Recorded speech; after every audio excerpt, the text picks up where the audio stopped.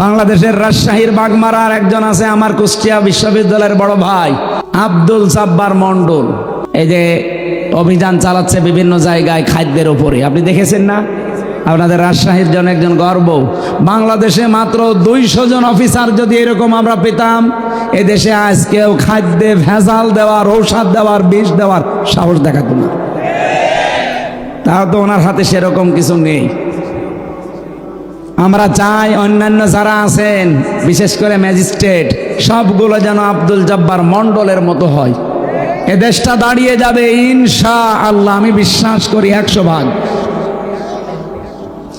কোরআন থেকে ওরা পারিবারিক জীবন, রাজনৈতিক জীবনটা নিয়েছে, বিবাহের ক্ষেত্রে ওরা নিয়েছে। ওরা দেখতেছে বিবাহ বাদ দিয়ে পৃথিবীতে টিকে থাকা সম্ভব না।